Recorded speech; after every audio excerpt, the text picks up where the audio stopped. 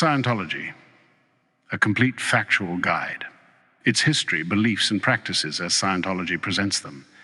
Its organizational structure, the bridge to total freedom, and the OT levels. Its legal status across the world, its controversies and critics, how scholars, courts, and governments categorize it. An even-handed account presenting all perspectives clearly. A note on methodology: this guide presents information from multiple sources: Scientology's own published materials and official statements, court records, and legal rulings from multiple countries, peer-reviewed academic scholarship on new religious movements, journalism from established outlets, and accounts from former members. Where perspectives differ significantly, both Scientology's account and external perspectives are presented in labeled boxes. The reader is encouraged to weigh all sources. Table of Contents. Part 1, Origins and Founder. 1. L. Ron Hubbard, the man behind Scientology. 2. From Dianetics to Scientology, the full origin story. 3. Is it a religion, a philosophy, or a business? Part 2, Beliefs and Theology. 4. The Thetan, Scientology's concept of the self. 5. Dianetics, the reactive mind and the engram. 6. The tone scale and the emotional hierarchy. 7. The advanced teachings, OT levels, and Xenu. 8. Scientology's view of other religions. Part 3, Practices and Structure. 9. Auditing, the central practice. The E-meter, what it is and what it does. The bridge to total freedom, the complete level system. 12. The C organization, Scientology's inner core. 13. The church's organizational structure. 14. Scientology's social programs. Part 4, Law, Controversy, and Global Status. 15. Legal status around the world. The IRS battle, how Scientology won tax-exempt status. 17. Disconnection and the SP doctrine. 18. Operation Snow White and Fair Game. 19. Former members, what they report. 20. Academic perspective, scholars on Scientology. 21. Scientology versus other new religious movements. 1. L. Ron Hubbard, Scientology, the man behind. Lafayette Ronald Hubbard is one of the most contested figures of the 20th century. To Scientologists, he is a genius philosopher, humanitarian, and spiritual pioneer who gave humanity the tools for mental and spiritual freedom. To critics, he was a charismatic con artist who built a lucrative empire on fabricated credentials and science fiction. The documented historical record contains elements that both sides selectively emphasize. What is documented? Scientology's account. Scientology presents Hubbard as having served heroically in World War II, suffering severe injuries, and using what would become Dianetics to heal himself when conventional medicine failed. They describe him as having studied nuclear physics at university, explored Eastern philosophy in Asia as a young man, and dedicated his life to solving the fundamental problems of the human mind. External critical perspective investigative journalists and court records in multiple countries have documented significant discrepancies between Hubbard's official biography and verifiable records. His university transcript showed failing grades. Navy medical records showed no wartime injuries. His claimed Asian travels lacked documentary support. These findings have been repeatedly upheld in court proceedings. From Dianetics to Scientology, the full origin story. Dianetics, the beginning. In May 1950, Hubbard published Dianetics, the Modern Science of Mental Health, which became an immediate bestseller, spending 28 weeks on the New York Times bestseller list. The book proposed a new theory of the mind and a therapeutic technique he called auditing. Dianetics claimed that the human mind consists of two parts, the analytical mind and the reactive mind. Mental and physical illness, Hubbard claimed, stemmed from engrams, and auditing could erase them, producing a state he called clear. The American Psychological Association and medical establishment immediately rejected Dianetics as pseudoscience. Its claims were untestable and its promised cures unverified. The Dianetics Foundation collapsed financially within 2 years. Hubbard lost control of the foundation in bankruptcy, the pivot to religion. After the Dianetics Foundation's collapse, Hubbard reframed his work as religious philosophy rather than mental health therapy. This shift served multiple purposes. It moved Scientology out of reach of medical regulation. It provided constitutional religious freedom protections in the United States, and it gave the expanding body of teachings a spiritual rather than therapeutic framework. In 1954, the Church of Scientology was officially incorporated in Los Angeles. Hubbard introduced new concepts beyond the mind: the immortal spiritual being, past lives, and an expanding cosmology that reached far beyond Dianetics' original mental health claims. Scientology's account Scientology describes the move to religious incorporation as a natural recognition that Dianetics had uncovered a spiritual reality, the immortal thetan, that went beyond psychology into theology. The religion, in this view, was not a strategic pivot, but a genuine discovery. External critical perspective scholars and former members widely note that Hubbard explicitly discussed the financial advantages of religious status in internal communications. One often cited line attributed to him: "If you want to make a little money, write a book. If you want to make a lot of money, start a religion." Scientology disputes this attribution. 3. Is it a religion, a philosophy, or a business? This question has been litigated in courts across the world for decades and remains genuinely contested. The answer depends on which country you ask, which legal framework you apply, and what definition of religion you use. Countries that recognize Scientology as a religion: United States, IRS granted tax-exempt status as a religious organization after a 25-year battle, the most significant legal recognition Scientology has received. US courts apply a broad definition of religion. Australia, the High Court of Australia ruled in Church of the New Faith the Commissioner for Payroll Tax that Scientology qualified as a religion, a landmark case that established a broad Australian legal definition of religion. Sweden recognizes a religious organization. Portugal granted religious status. South Africa recognized in some contexts. Countries where Scientology has had legal difficulties: Germany, German intelligence agencies monitored Scientology for decades as a potential threat to constitutional order, classifying it as a commercial enterprise rather than religion. Monitoring was officially reduced by 2021, but the organization faces significant public skepticism. France, convicted of fraud in 2009, the Paris Court of Appeal upheld convictions against Scientology France and several officials, reduced but did not eliminate penalties. Belgium investigated for being a criminal organization, proceedings ongoing for years. Belgian authorities have not granted religious status. Russia, the Moscow branch, was repeatedly denied registration and faced various legal challenges. Scholarly views on classification. Religion scholars debate Scientology's classification, but most place it within the category of new religious movement, neither dismissing it as a scam nor accepting all its claims uncritically. Scholars like J. Gordon Melton have argued it functions as a religion by all sociological criteria. Others like Stephen Kent emphasize its commercial structure and argue it is better understood as a for-profit new religion. 4. The thetan, Scientology's concept of the self. The most fundamental concept in Scientology theology is the thetan, the immortal spiritual being that is the true self. In Scientology's view, you are not your body and you are not your mind. You are a thetan, an immortal, potentially omnipotent spiritual entity that has existed for billions or trillions of years and has inhabited countless bodies across countless lifetimes. Thetans were originally godlike beings of pure creative energy. Over trillions of years, through a process Scientology calls going into the physical universe, thetans became increasingly trapped and diminished, losing awareness of their true nature, accumulating mental and spiritual charge, and becoming bound to the cycle of birth, death, and rebirth in physical bodies. The purpose of Scientology is to reverse this process, to rehabilitate the thetan's original capacities and awareness, ultimately producing an operating thetan who has full awareness and control of their spiritual nature. Scientology's account Scientology presents the thetan as a scientific discovery, the result of Hubbard's research into the nature of the mind and being. Unlike the soul in most religions, which is defined by faith, Scientology claims an empirical reality that can be directly perceived and measured through auditing. External critical perspective critics and scholars note that the concept of the thetan is structurally similar to concepts from Gnosticism, Theosophy, and Eastern religions. Was demonstrably familiar with these traditions through his involvement with occult groups in the 1940s. The claim that it is a scientific discovery rather than a spiritual belief is disputed by scientists and philosophers. 5. Dianetics, the reactive mind, and the engram. Dianetics remains the entry point for most people into Scientology.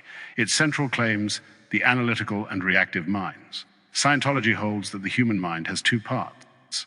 The analytical mind is the rational, conscious mind. It reasons, remembers clearly, and is always fully functional. The reactive mind is a separate recording mechanism that operates below consciousness, recording every experience during moments of pain, unconsciousness, or emotional distress with perfect fidelity, including prenatal experiences, engrams. These painful recorded experiences are called engrams. An engram contains every perception from a moment of pain or unconsciousness, sights, sounds, smells, words spoken nearby, and can be restimulated by similar stimuli in the present, causing irrational behavior, psychosomatic illness, and emotional distress. Engrams, in this view, are all human suffering, mental illness, and most physical illness. Clear. When all engrams are erased through auditing, a person achieves the state of clear, the first major milestone on Scientology's spiritual path. A clear is described as having a perfect eidetic memory, complete rationality, greatly improved health, and freedom from the reactive mind.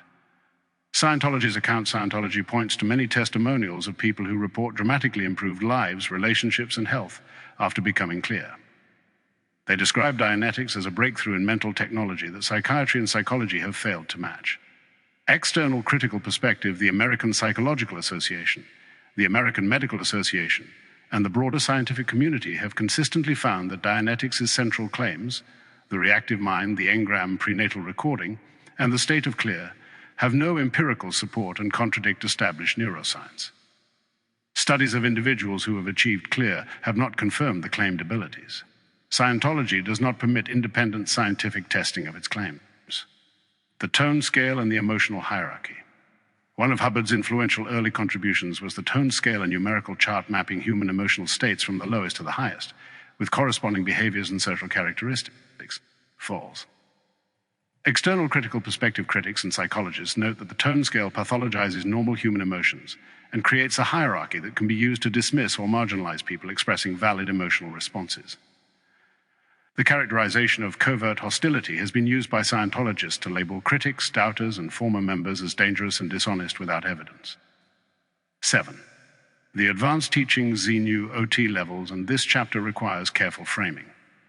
Scientology's most advanced teachings, the operating thetan levels, are confidential within the organization and are presented only to members who have completed many years of low-level training and paid significant fees. Scientology argues that revealing these teachings to unprepared people is harmful. However, these materials have been entered into public court records in multiple countries and are widely available online. What follows is an accurate description of what those court documents contain, presented factually. The OT levels overview. After achieving clear, a Scientologist continues up the bridge through 8 operating thetan levels. Each level is said to restore more of the thetan's original spiritual abilities. The full cost of completing all OT levels has been estimated by former members and journalists at between $200,000 and $500,000 or more. The Wall of Fire is the most discussed of the advanced levels because its content is so surprising relative to Scientology's public presentation. Hubbard described OT3 as containing information so dangerous that unprepared people could die or go insane upon encountering it. The materials entered into public court records in the 1990s describe a galactic confederation of 76 planets ruled 75 million years ago by a tyrant named Xenu. Xenu solved overpopulation by bringing billions of beings to Earth, killing them with hydrogen bombs dropped on volcanoes, and trapping their spirits using an electronic ribbon. These trapped body thetans were then implanted with false memories and clustered onto human bodies where they remain today. The purpose of OT3 auditing is to locate and handle these body thetans, releasing them from the trauma of the Xenu incident. Scientology's account Scientology's official position. OT3 materials are misrepresented by critics and out of context. The organization does not publicly discuss OT3 content and argues that describing it out of context distorts its meaning. They maintain that the materials represent genuine spiritual discoveries by Hubbard. External critical perspective, former high-ranking Scientologists, including former spokesman Mike Rinder and former head of the Office of Special Affairs, Marty Rathbun, have confirmed the accuracy of publicly available OT3 materials. Multiple courts in the United States, Australia, and other countries have entered these materials into the public record. Many observers note the structural similarity to Hubbard's science fiction writing of the 1930s to 1940s.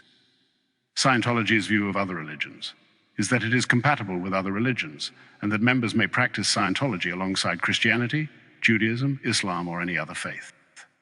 The organization states that Scientology is a technology for the mind and spirit that complements, rather than replaces, other religious traditions.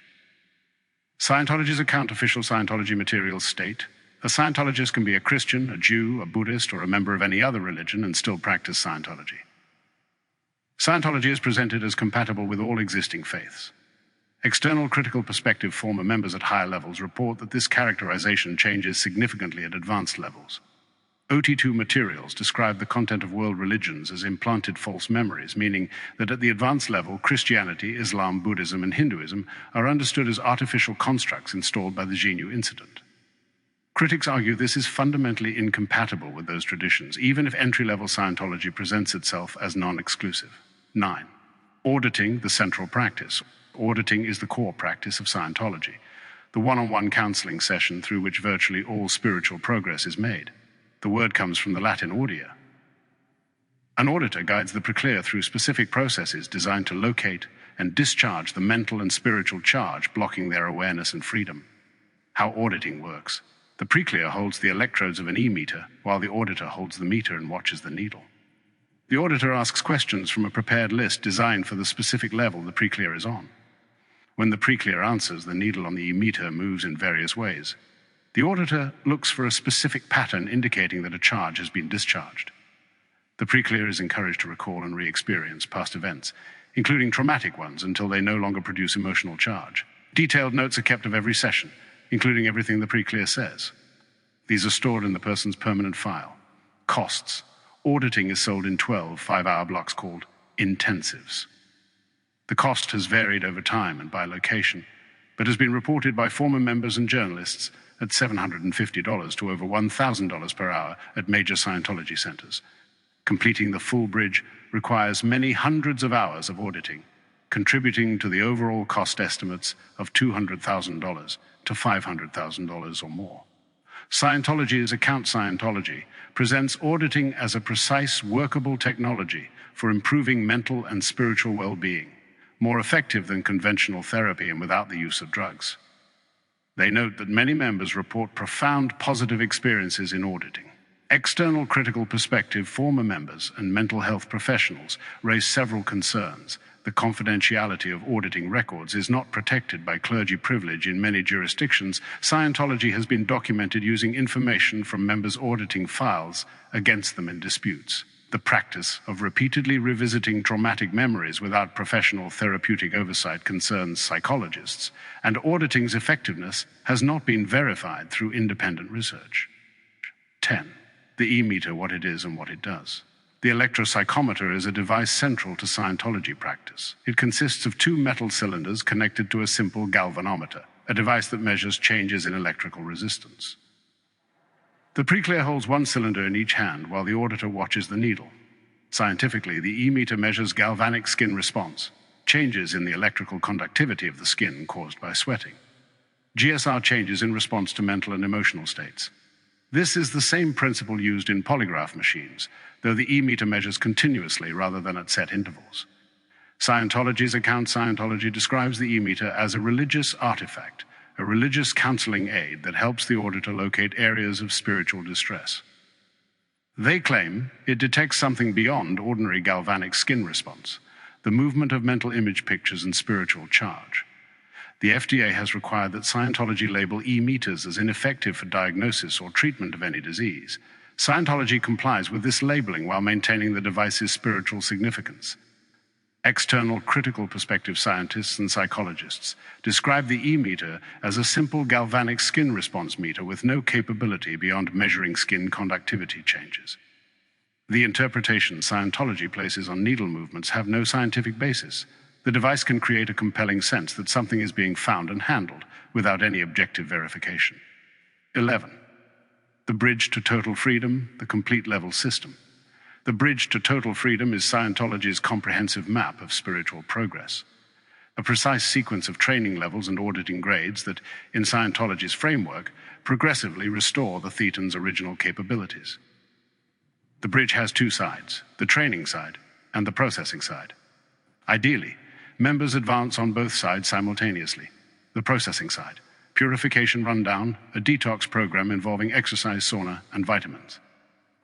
Scientology claims this removes drug residues and toxins that accumulate in body fat and block spiritual progress. Medical professionals have raised concerns about the high-dose niacin component. Training routines, communication drills designed to improve presence, ability to give and receive communication, and to handle any situation without reacting. Objectives processing, auditing processes designed to bring the preclear's attention into the present environment. Grade 04. sequential auditing processes addressing communication problems, past harmful acts, upsets, and the ability to recognize the source of problems. New era Dianetics. Standard Dianetics auditing using the current version of Hubbard's techniques. Clear, the first major milestone, erasure of the reactive mind. The processing side. The first OT level, details are confidential, involves exterior perception exercises. OT2, auditing on implants, false mental image pictures. Details are confidential of you. The wall of fire, the Zenu materials described in chapter settings. OT47, continued body theta handling and spiritual ability restoration. Specific content is confidential. OT7 is one of the longest and most expensive levels, requiring daily solo auditing for years. OT8, called Truth Revealed. Currently the highest publicly acknowledged level, delivered only aboard the Freewinds cruise ship in international waters. Cost estimates, independent estimates from former members and journalists suggest lower bridge, 50,000 to 150,000 plus OT levels, $150,000 plus OT8. Additional cost plus Freewinds cruise fees total, commonly estimated at $200,000 a response. There are scholarship programs, the comparison to therapy costs, and no price can be placed on spiritual freedom. The Sea Organization Core, Scientology's inner.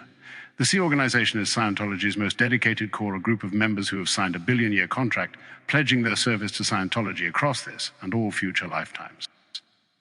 Sea Org members are full-time staff who live communally, work extremely long hours, receive minimal stipends, and are subject to the most stringent internal regulations within Scientology. The Sea Org was founded by Hubbard in 1967 when he took his inner circle to sea aboard a fleet of ships, partly to escape legal and regulatory pressure in various countries, and partly as a way to create a disciplined, dedicated management cadre.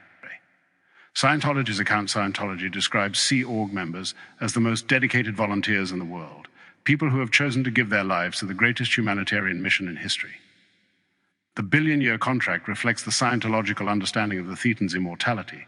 The commitment is an expression of that understanding.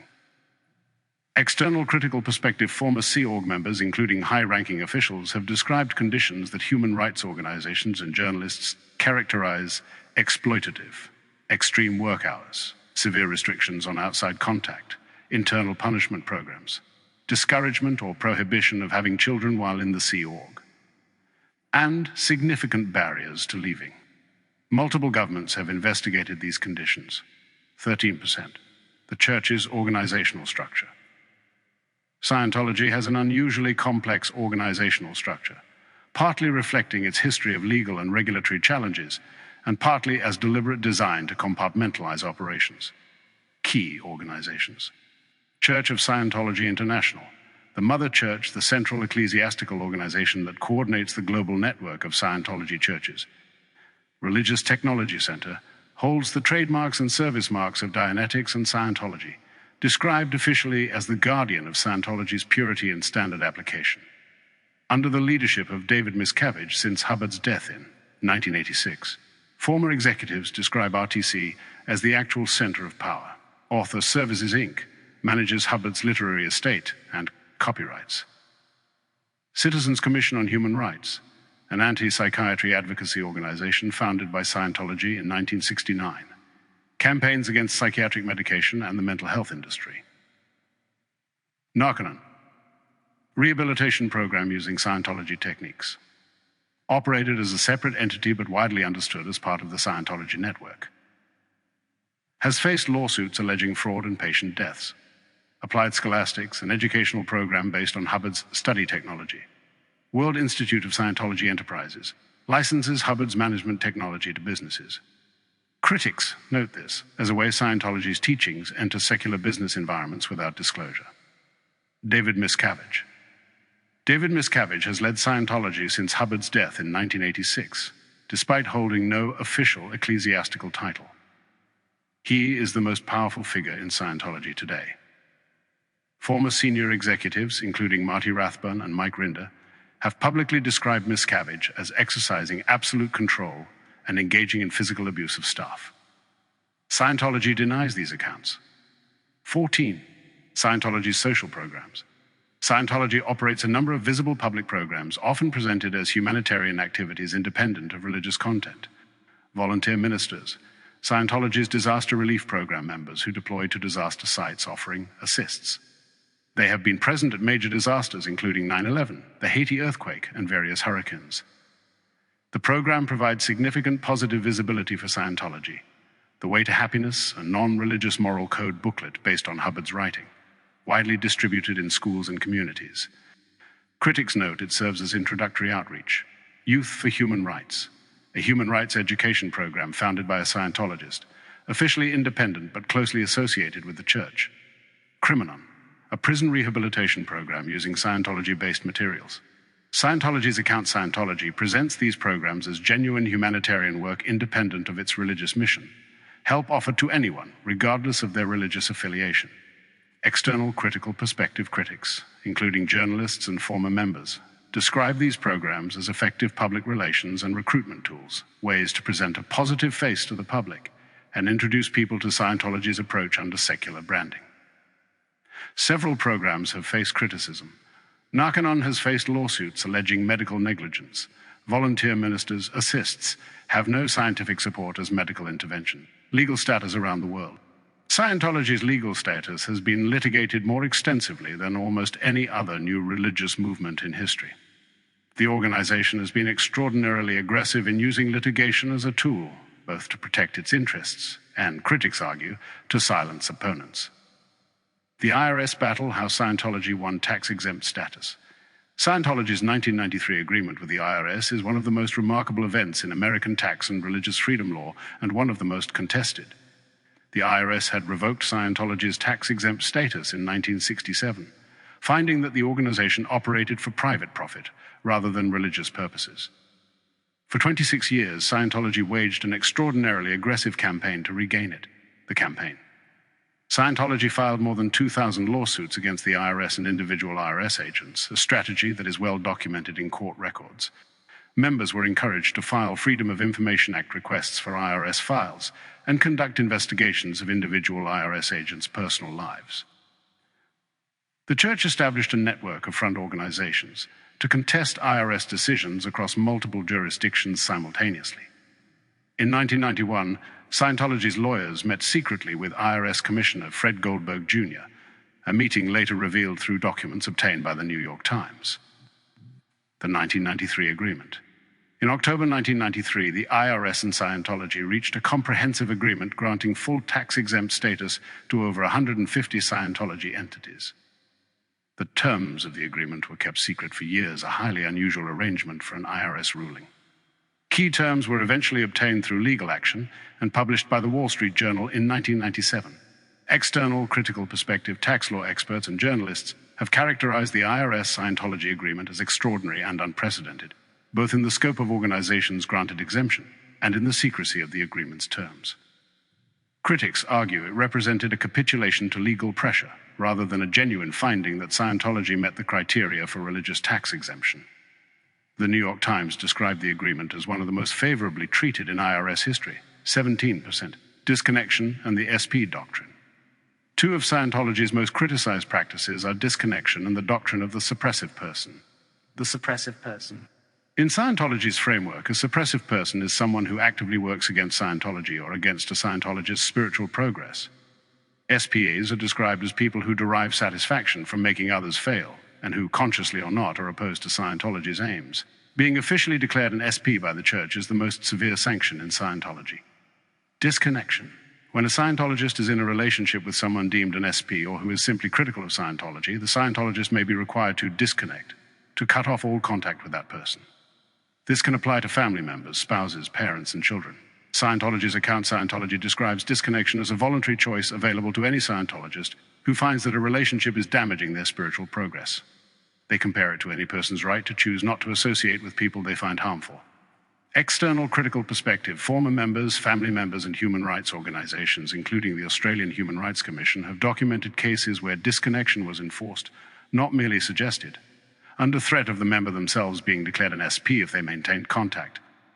Numerous families have been separated for years or decades. The practice has been described as a mechanism of social control that prevents members from hearing critical information from people they trust. Operation Snow White and Fair Game. These two documented programs represent some of the most serious documented controversies in Scientology's history. Operation Snow White. Operation Snow White was a coordinated program by the Guardian's office to infiltrate, bug, and steal documents from government agencies worldwide, including the IRS, the FBI, the Department of Justice, and government offices in multiple countries.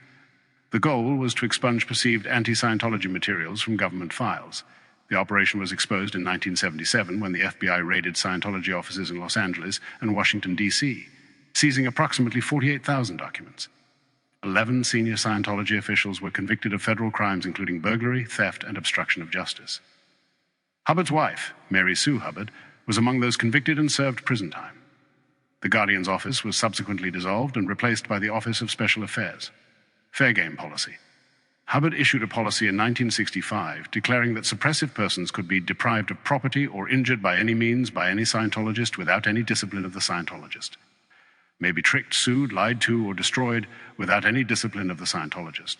This policy, formally cancelled in 1968, has been documented in court proceedings as continuing in practice under different names. Targets have included journalists, ex-members, critics, and their families. Scientology's Account Scientology states that the fair game policy was cancelled in 1968 and no longer exists. They describe accounts of ongoing harassment of critics as false or exaggerated. External critical perspective court records in the United States, Australia, and other countries contain extensive documentation of harassment campaigns against Scientology critics, journalists, and former members, including private investigators, lawsuits, and smear campaigns, in the decades following the 1968 cancellation. Courts in multiple jurisdictions have found these practices to be real. Numerous journalists who covered Scientology have documented harassment. 19. Former members, what they report. The testimony of former Scientologists, particularly those who reached senior positions, is one of the most significant sources of information about the organization's internal workings. What is remarkable is the consistency of accounts from people who left at different times and in different circumstances. Notable former members who have spoken publicly. Mike Rinder, former head of the Office of Special Affairs and official church spokesman, has described disconnection from his family, physical abuse by David Miscavige, and the coercive nature of Scientology's internal justice system. Now advocates publicly against Scientology abuses. Marty Rathbun, former Inspector General of the Religious Technology Center, the second most powerful position in Scientology. Corroborated accounts of physical abuse by Miscavige described internal conditions at Scientology's management base in California. His blog was one of the most widely read sources on internal Scientology. Leah Remini, actress and longtime Scientology member, left in 2013 after 35 years. Published memoir Troublemaker, produced documentary series Scientology in the Aftermath, which won an Emmy Award and featured hundreds of former members' accounts. Paul Haggis, Academy Award-winning writer-director, left in 2009, citing the church's support of Proposition 8. His public resignation letter sparked significant media coverage. Lawrence Wright, Pulitzer Prize-winning journalist, author of Going Clear, not a former member, but conducted hundreds of interviews with former members and Scientology officials for his extensively documented book, later adapted into an HBO documentary. Scientology's Account Scientology consistently characterizes former members who speak critically as disgruntled apostates with financial or personal motivations to lie. They have issued detailed rebuttals to many accounts. Some former members have at various times been in legal disputes with the church. 20. Academic perspectives, scholars on Scientology. Religious studies scholars have approached Scientology with the same methodological tools applied to any other new religious movement, attempting to understand it on its own terms, while also situating it in broader historical and sociological context. Key scholarly perspectives. J. Gordon Melton, one of the most prominent defenders of Scientology's classification as a genuine religion, argues that by all sociological criteria, a distinctive worldview, ritual practice, community, and moral code, Scientology qualifies. Has been criticized by some scholars for too close a relationship with the organizations he studies. Stephen Kent has argued that Scientology is better described as a for-profit new religion that functions simultaneously as a religious organization, a business, and a political organization. Emphasizes the financial structure and coercive practices. Hugh Urban, author of The Church of Scientology, A History of a New Religion, provides a thorough historical account emphasizing Scientology's relationship to secrecy, the Cold War, and American consumer culture. Eileen Barker has argued for studying NRMs without either accepting their claims or accepting all critical accounts, seeking documented evidence for any specific claim. Models the balanced scholarly approach. 21. Scientology versus other new religious movements. Placing Scientology in context among other new religious movements helps clarify what is distinctive about it and what it shares with other 20th century religious innovations. God. This guide has presented Scientology's own accounts and external perspectives side by side throughout. The reader is encouraged to consult primary sources, including Scientology's own published materials, court records, and established journalistic and academic work to form their own conclusions. Further reading Lawrence Wright, Going Clear, Scientology, Hollywood, and the Prison of Belief, Hugh Urban, The Church of Scientology, A History of a New Religion, Leah Remini, Troublemaker, Surviving Hollywood and Scientology. Scientology's official site, Scientology.org, Tony Ortega's investigative journalism, tonyortega.org.